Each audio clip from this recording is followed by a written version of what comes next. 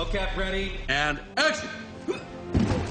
Performance captures a technique where you try to capture the performance of an actor and translate it to a digital character. You put an actor in a suit with markers on the suit. We put you in a spatial volume. Using a lot of cameras all around to record the motions of all the markers. The computer is creating a real-time moving skeleton of you.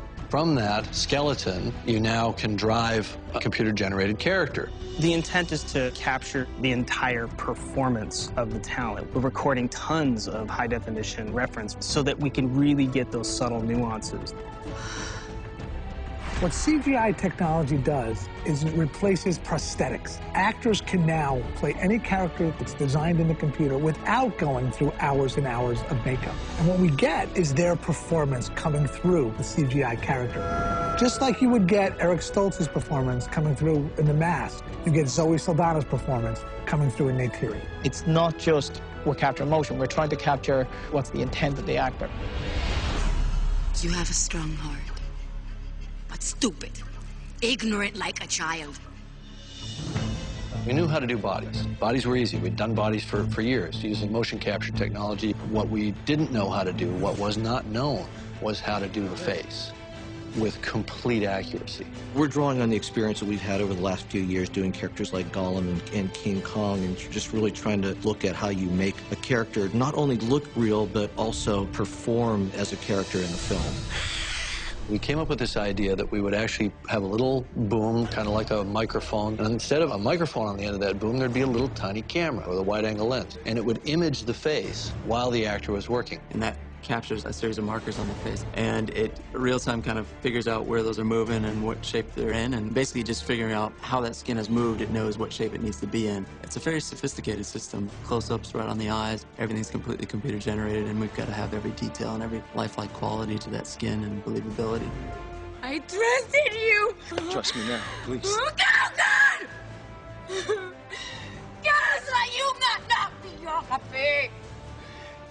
You will never be one of the people! We're always doing make-believe anyway, so pretending that nothing is everything is actually, I think, second nature to us.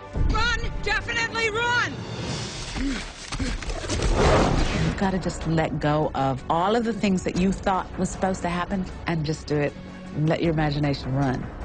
You're able to really dig into your character. You get so deep into this world that you start hearing, seeing, feeling Pandora.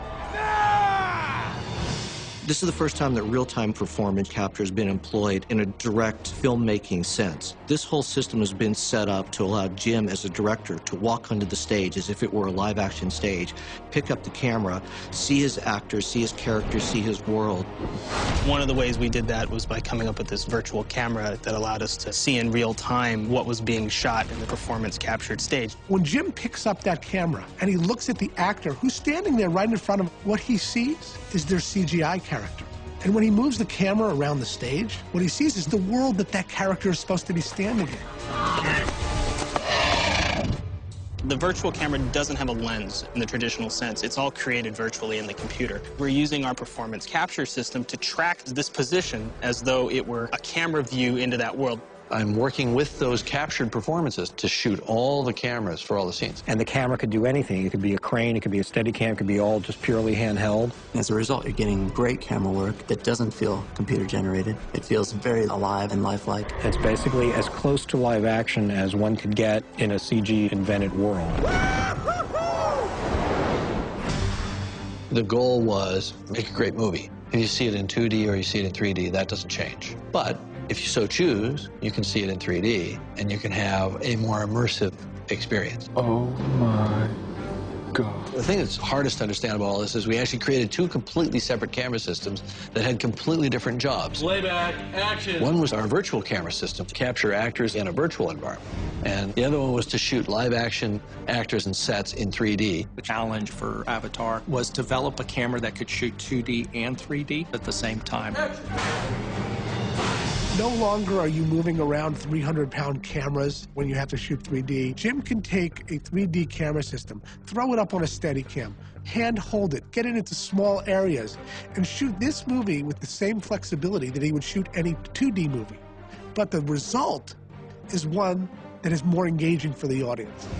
Once we're done shooting a scene, you can just walk 15 feet away, get yourself into a pod, put on some glasses, and watch your scene in 3D. Once you see the 3D, it blows you away. That's it. You're lost in the world. There's no screen anymore, and you're on Pandora. We've actually made the experience real to the person, almost as if they've been there. You're not going to believe where I am.